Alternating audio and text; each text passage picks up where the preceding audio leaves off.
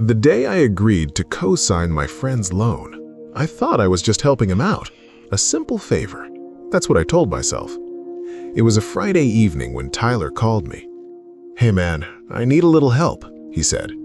His voice sounded stressed, not desperate, but close. Tyler and I had been friends for almost 10 years.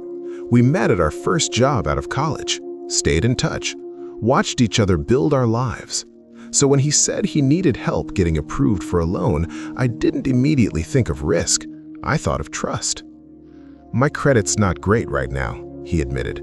"The bank won't approve me unless I have a cosigner." That word should have made me pause. Cosigner. Because deep down, I knew what it meant. It meant my name, my credit, would be tied to that loan. But Tyler sounded confident. He told me it was for his business, a small delivery service he had been building. "This is just temporary," he said. "Once things pick up, I'll handle everything." The loan amount wasn't small, $32,000. I remember sitting in my apartment that night, thinking about it. My mind kept going back and forth. On one hand, it was a risk. On the other, it was my friend. And sometimes those two things get mixed up in ways you don't fully understand until it's too late. The next day, I told him yes. A week later, we were sitting in a bank office, signing paperwork, listening to the loan officer explain the terms. I nodded along, half listening, half convincing myself that everything would be fine, because Tyler had said it himself. It won't affect you. And at the time, I believed him. For the first few months, everything seemed normal. No calls from the bank, no missed payments, no problems, which made it easy to forget something important, that my name was still on that loan, and that if anything went wrong, I wouldn't just be watching the problem, I would be part of it. I thought I was helping a friend, but I had no idea I had just signed up for a problem that would follow me for years. For the first few months, I didn't think about the loan at all. There were no warning signs, no missed calls, no notifications from the bank. Tyler even texted me a few times. "Everything is going great," he said. "Business is picking up." And honestly, I believed him, because nothing was showing up on my end. No alerts, no issues. Life stayed normal. Work, bills, weekends. The loan slowly faded into the background. Until one afternoon. I was at work when my phone rang. Unknown number. Normally, I would have ignored it, but for some reason, I picked up. "Hello?" "Hi, is this Kevin Brooks?" the voice asked. "Yes." "This is regarding the loan you co-signed." The moment I heard that, something didn't feel right. "There's been a missed payment on the account." I paused, because that didn't match what Tyler had been telling me. "A missed payment?" I asked. "Yes," she replied. "The payment due last month has not been received." I hung up and immediately called Tyler. He answered after a few rings. "Hey, what's up?" "Did you miss a payment?" I asked. There was a short silence. "Yeah, but it's nothing serious," he said. "I had a slow month. I'll catch up." His tone was calm, too calm, and I wanted to believe him, so I did. A week later, the payment showed up, just like he promised, and for a moment, everything felt normal again. But then it happened again. Another missed payment, another call from the bank. This time, I didn't wait. I called Tyler immediately. "What's going on?" I asked. "It's just temporary," he said. "Business has been inconsistent, that's all." The explanations sounded reasonable, individually, but together, they started forming a pattern. Missed payments, late payments, excuses. And slowly, that confidence I had in the beginning started to fade, because I realized something important. This wasn't just about him anymore. Every missed payment was affecting me. My credit score started to drop. At first, just a little, then more. And suddenly, this simple favor didn't feel simple anymore.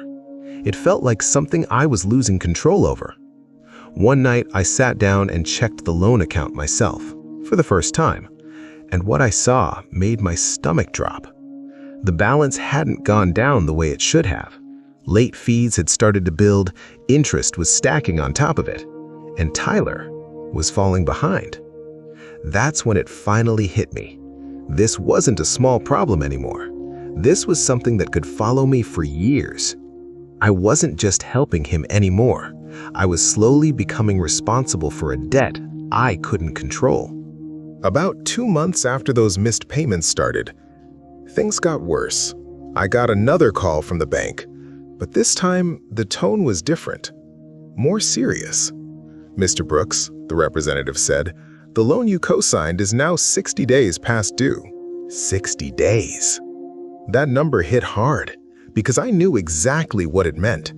If the payments didn't get caught up soon, they weren't just going to call Tyler anymore. They were going to come after me. That night, I drove straight to Tyler's place. No calls, no texts. I needed answers. When he opened the door, I could tell something was off immediately. He didn't look confident anymore. "Kevin, I was going to call you," he said. I didn't even let him finish. "What's going on with the loan?" He looked down, avoiding eye contact. "The business isn't doing well," he admitted. That was the first time he had said it out loud. Not slow month, not temporary problem. The truth. "I thought I could fix it before it got this bad," he said. That sentence felt familiar because it's the same thing people say when things spiral out of control. They think they'll fix it before anyone finds out, but by the time the truth comes out, it's already too late. Over the next few weeks, everything became real. The bank started sending official notices. Late fees increased. Interest kept building. And my credit score? It dropped. Fast. Years of building good credit damaged in a matter of months. And the hardest part, there was nothing I could do to separate myself from it, because legally, I wasn't just a helper, I was responsible. So I made a decision. If I didn't step in, this situation would only get worse. I couldn't control Tyler's business, but I could control what happened next. So I started making payments out of my own pocket, money that wasn't supposed to be mine to pay. It wasn't easy. I had to cut back on a lot: spending, plans, comfort. But slowly, the balance started going down. And at the same time, I learned something I'll never forget. Co-signing isn't just helping someone qualify for a loan. It's accepting the possibility that one day the entire responsibility could become yours. Banks understand that. Most people don't. And if there's one thing I would tell anyone thinking about co-signing today, it's this. Don't just ask yourself if you trust the person. Ask yourself if you could afford the debt if everything went wrong. Because sometimes the biggest financial mistakes don't start with bad intentions. They start with a simple favor. I thought I was helping a friend, but in the end, I was the one paying the price. Would you ever co-sign a loan for a close friend? Or is that a risk you would never take? Sometimes helping someone feels right in the moment, but the consequences can last for years. What would you do? Leave a comment and don't forget like and subscribe to Dollar Confessions for more real money stories.